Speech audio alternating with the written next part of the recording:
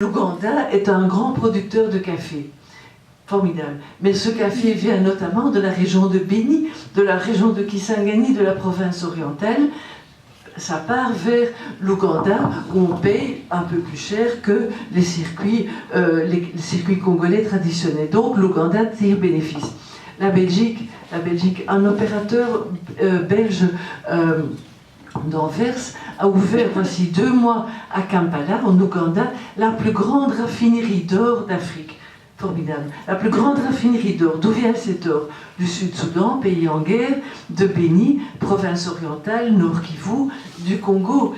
Et là, vous avez des intérêts belges. C'est un Belge qui a ouvert cette raffinerie et qui a ses entrées en Ouganda. Le pouvoir ougandais, le président Museveni lui-même a inauguré cette raffinerie d'or en grande pompe. C'est formidable pour l'Ouganda, mais l'or vient de régions en guerre au Sud-Soudan et au Congo.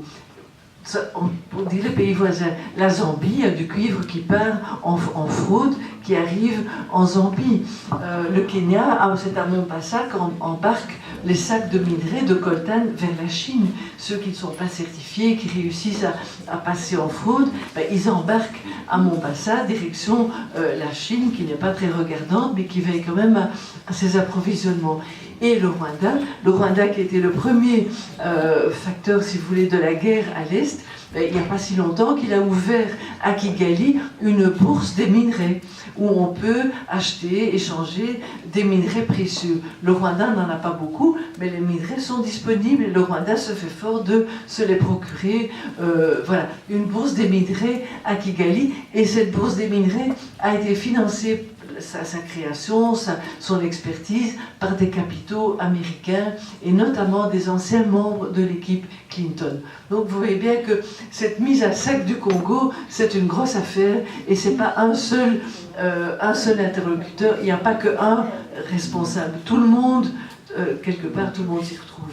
Et c'est pour ça aussi que le Congo ne retrouve pas sa stabilité, parce que tout le monde s'y retrouve et que même Kabila, il veut prolonger son mandat, mais à mon avis, s'il continue à permettre ce coulage et tout, il pourra peut-être rester au pouvoir plus longtemps qu'on l'imagine, comme Mobutu qui a fait 32 ans, avec la même recette. Pour en revenir plus précisément à la question des viols, j'aurais 3 questions assez rapides. Est-ce que vous savez combien de femmes ont été violées depuis les années 90? Parce que je crois que c'est à partir de là qu'ont commencé les viols. Qui violent, c'est-à-dire c'est les groupes armés, les forces loyalistes, les civils, si vous avez des choses... voilà. Et quelle est l'action de l'État pour lutter contre ces viols? Est-ce qu'il y a des actions en justice ou des associations qui sont mises en place par l'État, des aides spécifiques? Voilà. Alors, quant au nombre, c'est évidemment très, très difficile. Le docteur Mukwege, lui, qui travaille là depuis 20 ans, il dit que lui, dans son hôpital lui-même, il a enregistré 40 000 cas dans son hôpital. Donc ça peut vous donner une idée, ce n'est qu'un hôpital d'une région du Sud Kivu, lui, il a 40 000 cas. Donc si on multiplie, c'est évidemment, c'est énorme, quoi. Ça, c'était la première question. La deuxième, c'était... Qui violent? Qui violent. Mais voilà, au départ, c'était des groupes armés. Je vous dis, cette violence-là, cette violence sexuelle, a été amenée depuis le Rwanda par des groupes de réfugiés qui, d'une façon violente, voulaient s'installer sur les terres ou dans les carrés miniers. Mais ça s'est répandu comme une épidémie. Ces groupes armés, les groupes armés congolais locaux ont commencé à pratiquer la même chose. Certains de ces groupes ont été intégrés dans l'armée, donc des militaires violent aussi, et donc ça s'est répandu. Et puis finalement, à cause de l'impunité de l'impunité, ce sont même aujourd'hui, même des civils pratiquent ces viols, des civils d'autres régions que le seul Kivu, Nord et Sud Kivu. Ça s'est répandu dans d'autres régions du pays. Et lorsque le docteur Mukwege envoie des équipes mobiles, par exemple au Katanga ou même dans le Bas-Congo, elles reviennent effarées en disant on pensait que c'était limité aux régions en guerre, et maintenant on constate que ça s'est répandu comme un feu de paille et que dans l'ensemble du pays, il y a des cas de violence sexuelle. Alors que fait le gouvernement? Je vous l'ai dit, je crois qu'au niveau de l'armée, un effort a été fait, qu'il y a des juridictions militaires, il y a souvent, moi j'ai assisté à plusieurs, ce qu'on appelle des audiences foraines, où des tribunaux militaires se déplacent dans un endroit où des violences ont eu lieu, et il y a des militaires comparaissent devant la justice, sont jugés au vu, au su de tout le monde, sont sanctionnés. C'est imparfait, c'est pas encore tout à fait au point, mais quand même l'exemple de cette lutte contre l'impunité se passe dans l'armée, et je crois que tout le monde maintenant reconnaît que des militaires de l'armée gouvernementale qui violent, il y en a beaucoup moins que voici quelques années. Donc là, il y a un certain progrès. Il y a aussi une envoyée spéciale du chef de l'État pour les violences sexuelles qui a été nommée et qui a...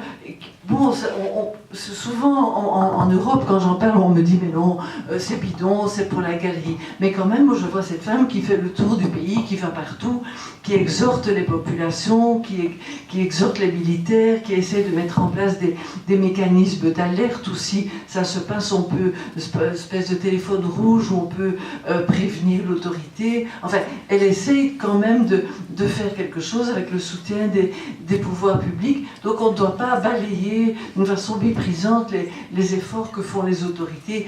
Il y en a, mais c'est encore dramatiquement insuffisant. Et je vous dis, c'est insuffisant, et si demain ce pays retourne à la violence, tous ces efforts seront balayés, et on va retomber dans ce qu'on connaissait il y a quelques années, quoi.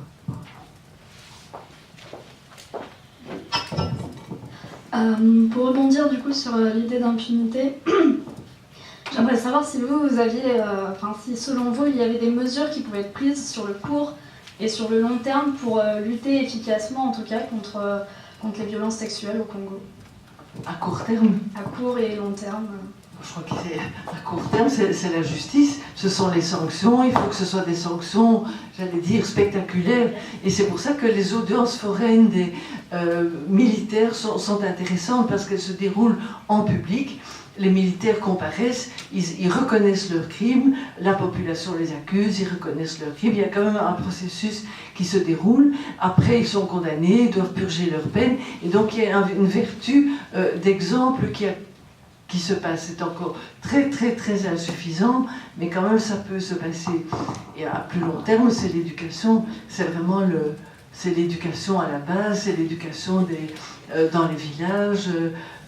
C'est un travail de fond, de longue haleine. Et alors, troisième point, je crois, qui est important, qui commence là aussi à se mettre en place, c'est l'attention portée au traumatisme.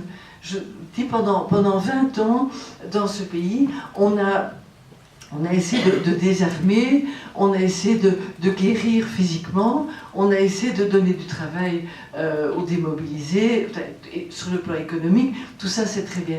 Mais la somme énorme de traumatisme due à ces violences sexuelles, elle est incommensurable. Traumatisme des femmes, traumatisme des maris dont la femme a été violée en public, traumatisme des enfants qui ont vu leur mère être agressée. Donc il y a un déficit énorme sur le plan psychologique, et ce n'est que depuis 2-3 ans que je vois que des psychologues, des thérapeutes prennent le chemin du Kivu. Au Rwanda, par exemple, ça s'est fait beaucoup plus vite.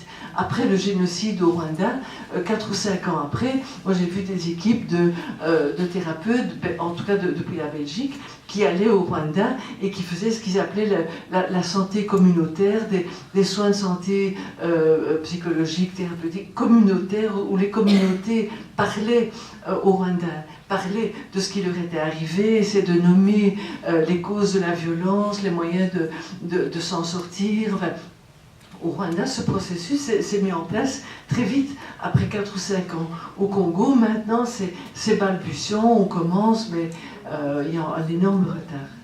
Et comme si, et là, quand j'en parle, les Congolais disent, et ça n'est pas vrai, mais ils disent, oui, mais nous les Congolais, nous sommes un peuple volontariste, nous on va de l'avant, et voilà, on a souffert, et après on tourne la page, et puis il faut vivre, et on rigole, et on va de l'avant. C'est pas vrai, parce que le trauma, il reste. il reste là, même si on a tourné la page, il reste là, et si on ne fait rien, il y aura des conséquences à long terme. Bonsoir. J'aimerais savoir quelles raisons ont été données pour justifier l'arrêt de la protection du docteur Mukwege. De la part Par l'ONU, pardon. Je ne sais pas. Un jour, c'est une mesure administrative. Un jour, on lui a dit que sa protection était retirée. C'est tout. Il n'y a pas eu de raison officiellement. Je suppose que implicitement, on voulait dire qu'il n'était plus en danger, ce qui n'est pas vrai. Bon, je crois que ce n'est pas politique, c'est une mesure purement bureaucratique. Juste une information, quand l'attentat a eu lieu en 2012 à son hôpital, c'était chez lui, on a appelé les casques bleus dont le campement est à 500 mètres de son domicile. Ils ont refusé de bouger. Et le docteur, depuis sa maison, a appelé en Belgique Louis Michel, qui était notre ancien ministre des Affaires étrangères. Louis Michel, sous le coup, a commencé à remuer les terres. Il a appelé New York. Il est remonté toute la filière. Et puis il a appelé le secrétaire général de l'ONU pour expliquer quand même qui était Mukwege. L'ONU a dit oui, mais ce n'est pas... est-ce que c'est un expatrié ou un Congolais? Ben non, c'est un Congolais, mais il est connu, reconnu, etc. C'est pas un expatrié. Bon, finalement, ayant secoué le secrétaire général de l'ONU, l'autre est redescendu à Bukavu, et quand même, un jour après, l'ONU a fait les 500 mètres qui le séparaient de la maison du docteur pour venir faire des photos des lieux et faire un rapport. Je me rappelle avoir lu l'année dernière, parce que je m'intéressais beaucoup en RDC, j'ai lu l'année dernière dans la revue 21, qui est une revue d'investigation qui illustre aussi en même temps un article qui portait peut-être un autre éclairage ou peut-être une critique à ce qui se communique régulièrement ou communément dans les médias, comme quoi qui remettait un petit peu en question les chiffres des femmes, du viol en tant qu'arme de guerre,